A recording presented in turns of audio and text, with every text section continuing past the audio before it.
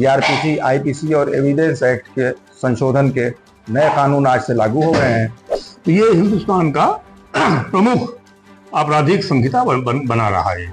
इस तरह कानूनों का दुरुपयोग हो रहा है, पुलिस के द्वारा दुरुपयोग किया जा रहा है, जनता उसको फर्जी फंसाने में दुरुपयोग कर रही है। इस कानून की अच्छाई क्या रही आपने देखी है और इसमें विसंगतियां इसमें क्या आप देख रहे हैं? जिन परिभाषाओं के बारे में तमाम विवाद थे उनको ठीक नहीं किया गया। एक धारा 306 है जिसका बड़ा मिसयूज होता है, उसको भी थोड़ा सुधार किया जाना चाहिए था, वो भी सुधार नहीं हो सका। ये धाराएं लगभग उतनी ही हैं जितनी पहले थी, तो इसे बदलने की कोई आवश्यकता नहीं थी। लूट का थोड़ा भयंकर रूप जो है डकैती है, यानी लूट में अगर 5 या उससे ज्यादा लोग शामिल तो डकैती हो जाती है। द न्यूज कॉर्नर के खास प्रोग्राम शख्सियत में आपका स्वागत है। आज हमारे साथ बातचीत के लिए मौजूद है उत्तर प्रदेश के पूर्व डीजीपी सुलखान सिंह साहब। आज से देश में सीआरपीसी, आईपीसी और एविडेंस एक्ट के संशोधन के नए कानून आज से लागू हो गए हैं और हम आज इस सिलसिले में बात करेंगे सुलखान सिंह साहब से। सुलखान सिंह साहब, आज से देश में सीआरपीसी, आईपीसी और एविडेंस एक्ट के नए प्रावधान लागू हो गए हैं। ये प्रावधान पहले इसमें क्या था और क्या संशोधन हुआ है, जरा हमारे दर्शकों को आप विस्तार से बताएं। जी आसिफ जी, बहुत बहुत धन्यवाद आपको इस प्रोग्राम के लिए। तो इसमें शुरुआत में ये बात बता देना जरूरी है कि आपराधिक कानून जो दंड निर्धारित करते हैं, जिसमें ऐसा कानून हमारे यहाँ बना था इंडियन पीनल कोड, जिसको भारतीय दंड संहिता हम लोग हिंदी में कहते थे। ये 1860 में अंग्रेजों के द्वारा पास किया गया था जी। इस कानून को ओरिजिनली 1832 के आसपास लॉर्ड मैकाले ने ड्राफ्ट किया था, लेकिन ये ऐसे ही पड़ा रहा और जब आज़ादी का पहला संग्राम 1857 की घटनाएं घटी थी तो जल्दी जल्दी अंग्रेजों ने उसको निकाल के और थोड़ा मोड़ा संशोधन करके इसको 1860 में पास कर दिया। तो ये हिंदुस्तान का प्रमुख आपराधिक संहिता बना रहा है और इसका उल्लेख जब संविधान बना तो भारतीय संविधान के 7वीं अनुसूची में ये कंकरेंट लिस्ट में नंबर 1 पर ही शामिल है ये। इसी तरह से जब कानून बना तो किस तरह से तफ्तीश होगी, किस तरह से कोर्ट में ट्रायल होगा, अपील रिवीजन कैसे होगा, इसके लिए आपराधिक प्रक्रिया संहिता बनाई गई, जो अंग्रेजों ने एक डिफरेंट ऑर्डर्स के रूप में 1861 में बनाई थी पहली बार जी। उसके बाद उसको 1872 में संशोधित किया, फिर 1889 में लास्ट संशोधित हुई और ये 1889 की दंड प्रक्रिया संहिता चलती रही, जिसको आकर के 1898 की जी। ये आकर के 1973 में आजाद देश में इसको फिर नई संहिता बनाई गई, दंड प्रक्रिया संहिता 1973 जो 74 से लागू हुई जी। तो अब उसके तहत काम हो रहा था। इसी तरह एविडेंस लॉ जो है कि सबूत कैसे मान्य होंगे, क्या सबूत रखे जा सकते हैं, क्या सबूत नहीं रखे जा सकते हैं, ये सब जो है पहले अंग्रेजों का जो इंग्लिश लॉ था वो चलता था। बाद में उसी में थोड़ा बहुत हेर फेर करके अंग्रेजों ने 1872 में इंडियन एविडेंस एक्ट, भारतीय साक्ष्य अधिनियम 1872 पास किया जी। और वो अभी तक यानी कल तक माइनर संशोधनों के साथ कल तक लागू था जी। अब ये पिछले वर्ष भारत सरकार ने संसद में 3 बिल रखे थे जी। उन्होंने इंडियन पीनल कोड का नाम बदलकर भारतीय न्याय संहिता कर दिया जी। दंड प्रक्रिया संहिता का नाम बदलकर भारतीय नागरिक सुरक्षा संहिता कर दिया जी। और साक्ष्य अधिनियम का नाम साक्ष्य अधिनियम ही रहा जी। तो ये 3 कानून जो है पास हुए जी।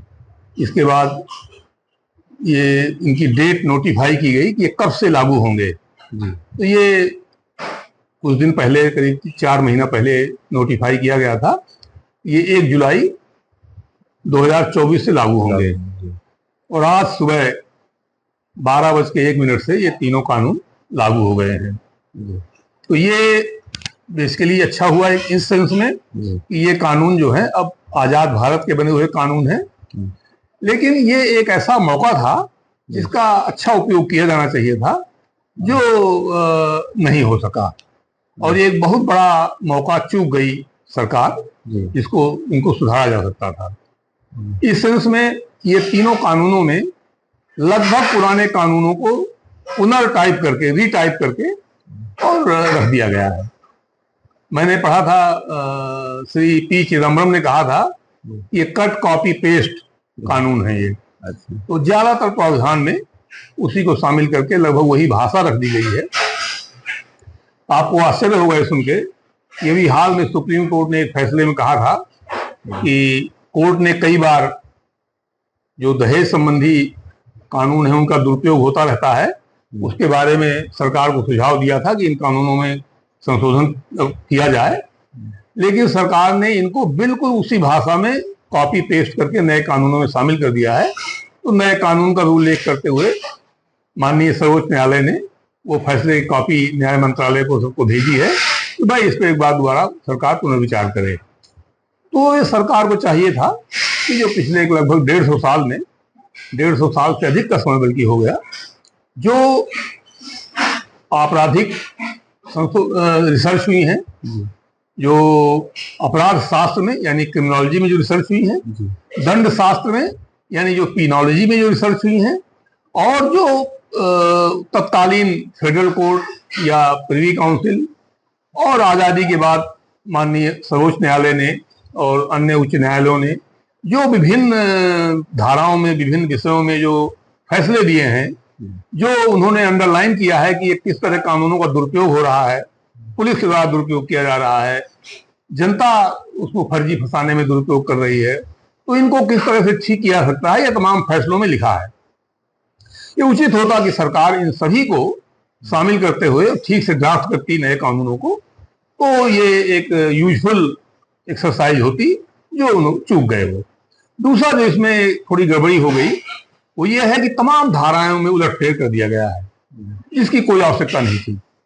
लगभग उतनी ही धाराएं हैं जितनी पहले थी, इसलिए धारा मुख्य मुख्य अपराधों की, मुख्य मुख्य प्रक्रियाओं की धारा बदलने का कोई औचित्य नहीं था। अब इससे बड़ा कंफ्यूजन होगा। तमाम कोर्ट के फैसले होते हैं जो हम लोग धारा से सर्च करते हैं, इस धारा में क्या फैसला हुआ है, इस चीज में क्या फैसला हुआ है। अब बड़ी दिक्कत हो जाएगी। अब हम नई धारा से काम करेंगे, पुरानी धारा से केस लॉ ढूंढेंगे। 4 साल बाद जब नई धारा में भी केस लॉ हो जाएगा तो हम कुछ सर्च करेंगे नई धारा से, कुछ सर्च करेंगे पुरानी धारा से। तो इसमें पुलिस को दिक्कत होगी, एफआईआर दर्ज करने वाले को दिक्कत होगी, चार्ज फ्रेम करने वाली कोर्ट को परेशानियां होंगी। इसमें ये दिक्कतें होती ही रहेंगी जिनका कोई लाभ नहीं है। ये बिना, इसमें केवल दिक्कत हो रही है, जिसको एक शब्द, एक वर्ड है उर्दू में, गुनाह बेलज्जत। तो ये जो अदला बदली कर दी गई धाराओं की, ये इससे बहुत दिक्कत होगी, ये नहीं होना चाहिए था। जो इस कानून की अच्छाई क्या रही आपने देखी है, और इसमें विसंगतियां इसमें क्या आप देख रहे हैं? पहले तो मैं विसंगतियों में थोड़ा चर्चा कर दूं। जी। इसमें जैसा मैंने कहा एक मौका था कि जो खामियां दूर की जा सकती थी। देखिए, पुराना कानून जो है वो ये एक बड़ी गलत परंपरा बनी हुई है कि कॉलोनियल कानून था, अंग्रेजों ने अपने हिसाब से बनाया था। ऐसी कोई बात नहीं थी। वो कानून जो है पूरी तरह से भारतीय माहौल को देख के बने हुए थे, चाहे प्रक्रिया के हों, चाहे दंड के हों, और चाहे साक्ष्य के हों। तो ये इस तरह की बातें कहना जो है वो एक अपरिपक्व बातें हैं। दूसरा जो इसमें थोड़ा खामी रह गई वो ये है कि जिन परिभाषाओं के बारे में तमाम विवाद थे उनको ठीक नहीं किया गया। फॉर एग्जाम्पल, एक सेडिशन कानून था राजद्रोह का, वो धारा हटा दी गई है, लेकिन उसकी जगह एक दूसरी धारा रख दी गई है जिसमें दुरुपयोग की पूरी संभावना बनी हुई है। उसमें बड़े स्पष्ट शब्द प्रयोग किए गए हैं। हाँ, पुराने 124A के मुकाबले में थोड़ा सुधार हुआ है। इसी तरह से सीआरपीसी में एक प्रोविजन कर दिया गया है कि 7 साल से कम जो सजा है जिन मुकदमों में, उनमें पुलिस एफआईआर दर्ज करने के पहले जांच कर सकती है। ये तो करेला नीम चढ़ा वाली बात हो गई। पुलिस वैसे एफआईआर दर्ज नहीं कर रही थी, आम जनता जिसका कोई आगे पीछे नहीं है उनकी एफआईआर दर्ज ही नहीं हो रही थी। अब उनको एक ये कानूनी कवच मिल गया, अब तो वो दर्ज ही नहीं करेंगे।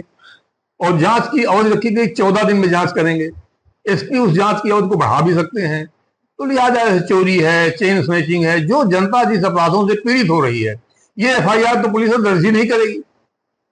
तो ये इस तरह की ये कई चीजें ऐसी गलत हो गई हैं जिनका कोई लाभ नहीं, नुकसान बहुत होगा, जनता बहुत परेशान होगी। एक और कानून का बड़ा मिसयूज हो रहा था, तमाम बार कोर्ट ने ये बात पॉइंट आउट की है। तमाम महिलाएं ये आरोप लगाती हैं कि साहब साजी का झांसा दे करके हमारे साथ अनैतिक कृत्य किया गया। तो ये किसी प्रॉमिस पर ये जो अनैतिक कृत्य कहा जाता है, ये बलात्कार की श्रेणी में कैसे मिसयूज हो रहा है, इस पर तमाम कोर्ट के फैसले हुए थे। इसको ठीक करने के बजाय ये एक अपराधी अलग से बना दिया गया। तो अब ये पक्का हो गया कि अब इसका धुरंधर मिसयूज होगा। तो ये भी एक सुधार हो सकता था। एक धारा 306 है जिसका बड़ा मिसयूज होता है, उसको भी थोड़ा सुधार किया जाना चाहिए था, वो भी सुधार नहीं हो सका। 120 भी साजिश की जो धारा है, इसका बड़ा मिसयूज हो रहा है, इस पर भी कोई सुधार नहीं किया गया। एक और जो गड़बड़ हो गई वो ये है, आतंकवादी 2 धाराएं उसमें शामिल कर दी गई। अब आतंकवाद का जो धाराएं हैं, आतंकवाद के जो अपराध हैं, वो अनलॉफुल एक्टिविटीज प्रिवेंशन एक्ट 1964 में शामिल हैं। उसकी प्रक्रिया भी थोड़ा बदली गई है, यानी सीआरपीसी उसमें संशोधित रूप से लागू होती है। अब इन्होंने क्या किया है कि आईपीसी में भी, यानी जो आजकल भारतीय न्याय संहिता है, उसमें भी शामिल कर दिया इसको। अब सवाल यह होगा कि ये आतंकवाद का अपराध सीआरपीसी यानी बीएनएसएस के तहत ट्राई होगा या यूएपीए की तहत ट्राई होगा। उसमें तो दूसरी प्रक्रिया है आतंकवाद के खिलाफ विचारण करने की, और बीएनएस में दूसरी प्रक्रिया हो जाएगी। तो ये एक भ्रम की स्थिति पैदा कर दिया, दो जगह प्रावधान। इसी तरह से संगठित अपराध का है। अब संगठित अपराध को आईपीसी में शामिल करना एक अच्छा कदम है, लेकिन संगठित अपराध पे जो कानून बने हैं, और संयुक्त राष्ट्र संघ में भी एक ड्राफ्ट सर्कुलेट किया था उन्होंने, इस पे एक कन्वेंशन है अगेंस्ट ट्रांसनेशनल ऑर्गेनाइज्ड क्राइम, जिसमें भारत ने भी दस्तखत किए हैं। तो सरकार को चाहिए था कि संगठित अपराध पर एक अलग से कानून बनाती, जो मकोका या यूपी कोका के तर्ज पर बनना चाहिए था, जिसमें कुछ प्रक्रिया और एविडेंस को भी संशोधित करते हुए कानून बनता। बजाय उसके उन्होंने आईपीसी में शामिल कर दिया। तो ये एक ट्रिवियल टाइप का जुर्म बन के रह जाएगा, और ये उसी तरह मिसयूज होगा जैसे आईपीसी के बाकी प्रोविजन मिसयूज होते हैं। तो ये कुछ ऐसी चीजें हैं जिनको ठीक कर सकते थे, नहीं किया, और एफआईआर दर्ज करने की तो बड़ी समस्याएं आई जाएंगी, तो वो अच्छा नहीं हुआ, उसको ठीक किया जाना चाहिए था। प्रमुख धाराएं जो पहले 302 जैसे थी, उसका नंबर बदल गया, और तमाम धाराएं ऐसी जो है बदल गया, जिसका उससे क्या दिक्कतें आएंगी, उसके बारे में भी बता दें। ये जैसा मैंने शुरू में बताया था, ये धाराएं लगभग उतनी ही हैं जितनी पहले थी जी, तो इसे बदलने की कोई आवश्यकता नहीं थी। खास तौर पर जो प्रमुख धाराएं हैं, जैसे चोरी की हैं, लूट की हैं, डकैती की हैं, बलात्कार की हैं, हत्या और हत्या से रिलेटेड धाराएं हैं, चीटिंग, फोर्जरी, जालसाजी और इस तरह की धाराएं हैं। इनकी धाराओं को बदलने की जरूरत नहीं थी। इसमें एफआईआर दर्ज करने से लेके चार्ज बनाने के तक लेकर के, और केस लॉ ढूंढने में बड़ी दिक्कतें आएंगी, बड़ा कंफ्यूजन पैदा होगा। ये इससे बड़ी दिक्कतें हो जाएंगी, ये ठीक नहीं हुआ, इसका कोई लाभ नहीं है। इसमें जैसे धारा 302 को बदल के इसको कुछ नाम नंबर बताए कि 302 का जगह क्या होगा, 364 की जगह, ऐसे कुछ नंबर याद है आपको? 302 का तो मुझे याद है ऑफ हैंड, मैंने आज देखे थे। अच्छा। तो इस पे पुलिस ने बनाए हैं, कंपेरेटिव टेबल बनाई है। अच्छा, 103 हो गया है। अच्छा, 302 को करके। अच्छा, इसका कोई लाभ नहीं, मैं देख बता रहा हूँ बार बार। कल को आज क्या होगा कि 103 में आप चार्ज करेंगे और केस ढूंढेंगे 302 में। 10 साल बाद जब केस लॉ 103 पर भी हो जाएगा, तब आप 103 पर भी ढूंढेंगे और 302 पर भी ढूंढेंगे। 302 पर जो केस लॉ है वो 1860 से लेकर के आज तक है। 103 पर जो केस लॉ बनेगा वो 2024 से लेकर के और उसे 34 तक बना। अब 2034 में जब आप सर्च करेंगे तो कैसे ढूंढेंगे आप? तो ये इसका कोई लाभ नहीं, इस बड़ी दिक्कत होगी। मुख्य धाराएं नहीं बदलनी चाहिए थी, उसका ना तो कोई सुविधा है, उससे असुविधा बहुत है सब लोगों को। ये बड़ा गलत हो गया जो है। आपने जैसा बताया कि इसमें तो जज साहबान को भी दिक्कत आएगी, जो मुद्दई है उसको भी दिक्कत आएगी, जो पुलिस है उसको भी दिक्कत आएगी, और जो शायद वकील साहबान को भी दिक्कत आएगी। इसमें सभी को दिक्कत होगी। उदाहरण के तौर पे लूट और डकैती को ले लीजिए आप जी। डकैती में पहले 395, 396, 397, 398 ये धाराएं थी। जो डकैती की साधारण धारा 395, डकैती में अगर हत्या हो गई 396, इस तरह से अलग अलग कैटेगरी की डकैती की ये चीजें थी। अब डकैती क्या है, देखिए डकैती है एग्रावेटेड फॉर्म ऑफ लूट। लूट का थोड़ा भयंकर रूप जो है डकैती है, यानी लूट में अगर 5 या उससे ज्यादा लोग शामिल हैं तो डकैती हो जाती है। इसलिए 394, 393, 392 ये लूट की धाराएं हैं। तो ये सब एक क्रम में थी और इसी क्रम में इनको रखा जाना चाहिए था। इस पर बहुत सारा केस लॉ है, इसलिए ये धारा बदलने से बड़ी समस्याएं आएंगी। और इन्होंने क्या किया है कि 395 को उन्होंने कर दिया था वो सबसेक्शन 1, सबसेक्शन 2। इसमें दरोगा जी FIR कैसे दर्ज करेंगे? कोर्ट में चार्ज लगाना है तो 3 सबसेक्शन 1, सबसेक्शन 2, सबसेक्शन 3 लगाएंगे। बड़ा कंफ्यूजन होगा, वकील को, मुवक्किल को, सभी को दिक्कतें होंगी इसमें। तो इसमें कंफ्यूजन होगा। अब देखिए, उम्मीद करते हैं कि बाद में कुछ ठीक होगा इसमें। सुल्खान सिंह साहब, आपने द न्यूज़ कॉर्नर के प्रोग्राम शख्सियत में बातचीत की, आपका बहुत बहुत शुक्रिया, धन्यवाद। Thank you.